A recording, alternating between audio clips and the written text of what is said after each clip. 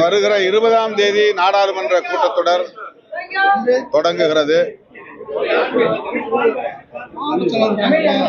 மிகுந்த எதிர்பார்ப்பை உருவாக்கி இருக்கிற ஒரு கூட்டத்தொடராக இது உள்ளது.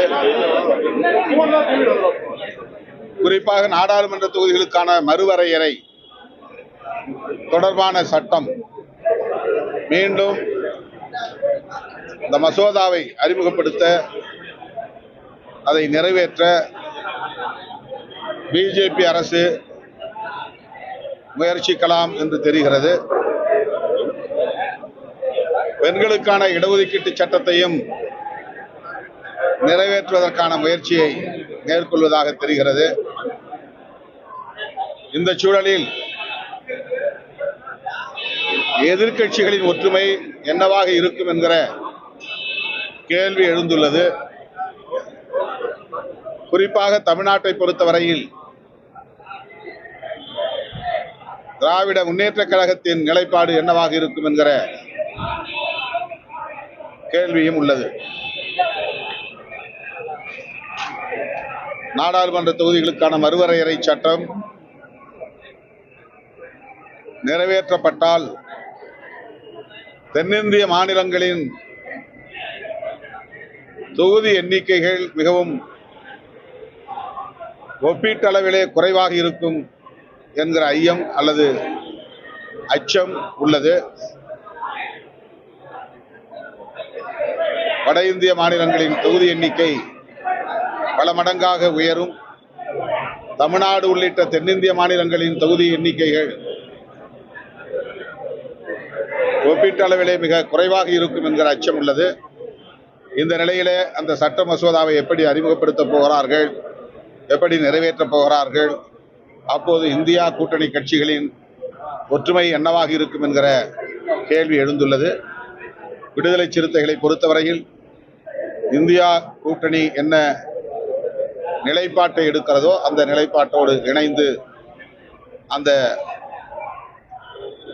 சட்ட மசோதாவை தென்னிந்திய மாநிலங்களுக்கு பாதிப்பு ஏற்படுத்துமேயானால், அந்த வகையில் இருக்குமேயானால் எதிர்த்து நிற்போம், முறியடிப்போம்.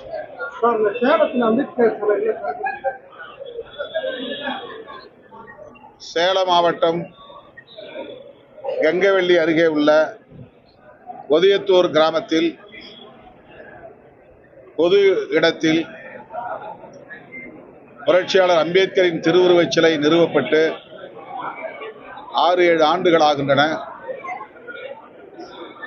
கடந்த ஆட்சியின் போதே அந்த சிலையை திறப்பதற்கு எவ்வளவோ முயற்சி எடுத்தோம். அமைதி பேச்சுவார்த்தை நடத்தி தீர்வு காணப்படும் என்று திரும்ப திரும்ப சொல்லப்பட்டது. ஆனால் அந்த சிலையை திறக்க முடியவில்லை. அனுமதி பெற்றுதான் சிலையை திறக்க வேண்டும் என்று அதிகாரிகள் ஒரு வார்த்தையில் சொல்லிவிடுகிறார்கள்.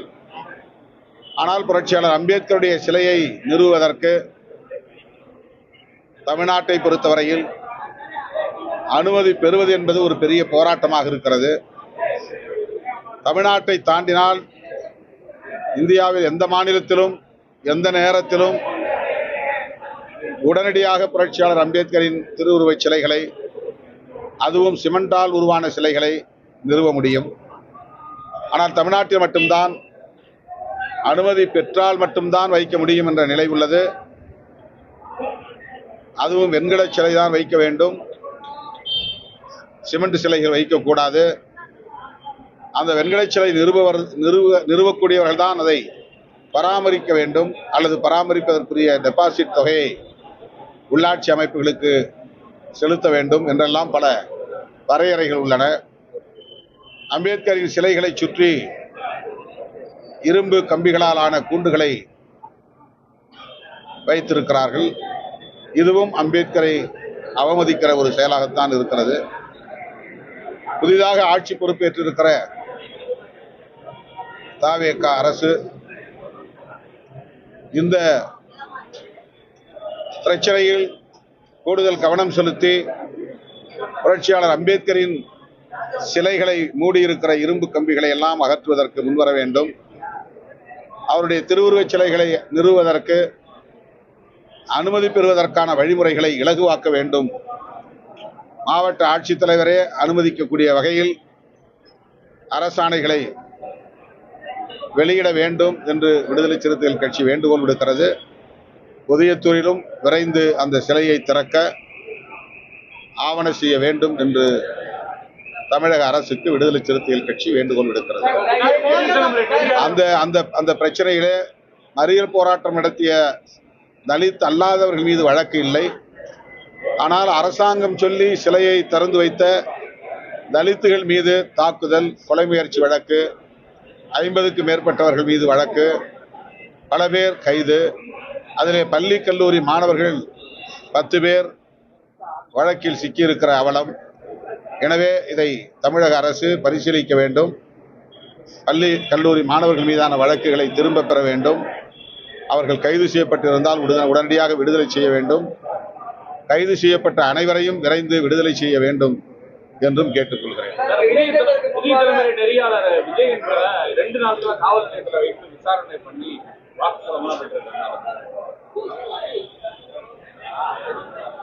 திரு விஜயன் அவர்கள்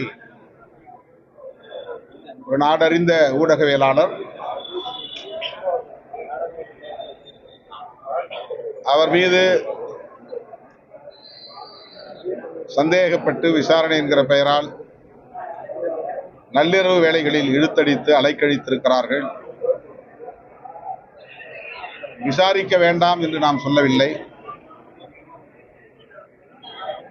காவல்துறைக்கும் அரசுக்கும் உள்ள அதிகாரம் அது. ஆனால் அவரை உளவியல் ரீதியாக அச்சுறுத்த வேண்டும் என்கிற நோக்கத்தில் செயல்பட்டதை போன்ற ஒரு கருத்து உருவாகி இருக்கிறது. அந்த நடைமுறை எவ்வாறு இருக்கிறது? இந்த போக்கு ஜனநாயகத்திற்கு உகந்ததல்ல. மாண்புமிகு முதலமைச்சர் அவர்களின் கவனத்திற்கு இதை முன்வைக்க கடமைப்பட்டிருக்கிறோம்.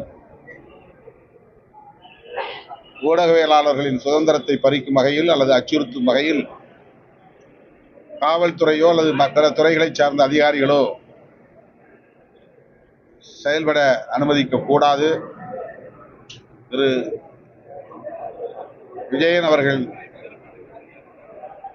அச்சுறுத்தப்படுவது கவலை அளிக்கிறது.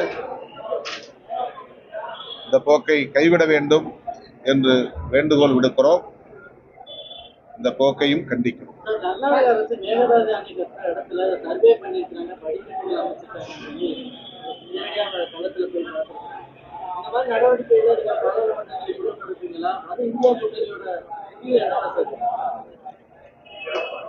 இந்தியா கூட்டணியில் எப்படி முடிவெடுப்பார்கள் என்று எனக்கு தெரியவில்லை. ஆனால் இந்தியா கூட்டணி கூட்டம் நடைபெற்றால் இந்த பிரச்சனையை விடுதலை சிறுத்தைகள் கட்சியின் சார்பில் நாங்கள் கொண்டு செல்வோம்.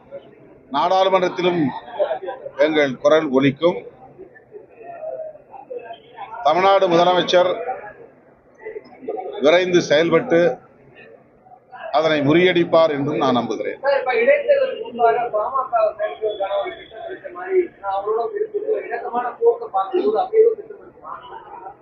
திட்டம் இருக்குமா இல்லையான்னு அவங்க தான் சொல்லணும். என்கிட்ட கேட்டாங்க. எல்லோரோடையும் இணக்கமா இருக்கலாம், அதனால தப்பு இல்லையே. கொள்கை வேற, கொள்கை பகைங்கிறது வேற, தனிப்பட்ட முறையில நட்பு பாராட்டுவது என்பது வேறு.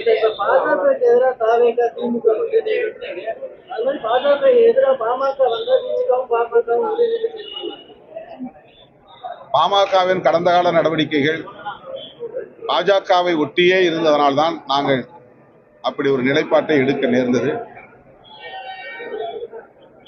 நீங்கள் யூகமான ஒரு கேள்வியை எழுப்புகிறீர்கள். அந்த யூகமான கேள்விக்கு நானும் யூகமாக ஒரு பதிலை சொல்ல முடியாது. எங்கள் நிலைப்பாட்டில் நாங்கள் உறுதியாக இருக்கிறோம். சாதிய மதவாத அரசியலை உயர்த்தி பிடிக்கிற கட்சிகளோடு தேர்தலுக்காகவும் கூட நாங்கள் கூட்டணி உறவை வைத்துக் கொள்ள மாட்டோம் என்பதில் இன்றைக்கும் உறுதியாக இருக்கிறோம்.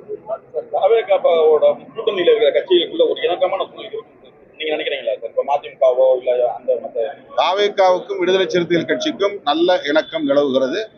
எங்களுக்கு இடையில் எந்த இடைவெளியும் இல்லை. கடந்த கால ஆட்சியில கூட அந்த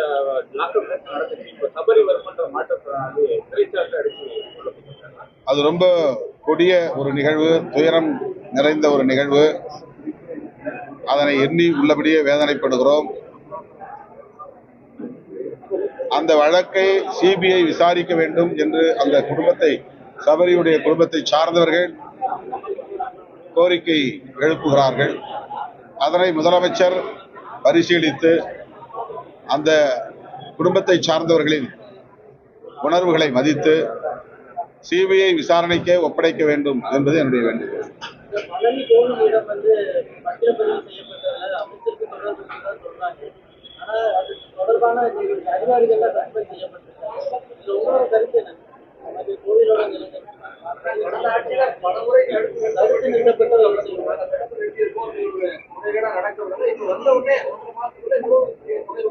அதுக்கு அமைச்சர் சில விளக்கங்களை தந்திருக்கிறார். அதில் சம்பந்தப்பட்டவர் மீது நாங்கள் கடுமையாக நடவடிக்கை எடுப்போம் என்று சொல்லியிருக்கிறார்.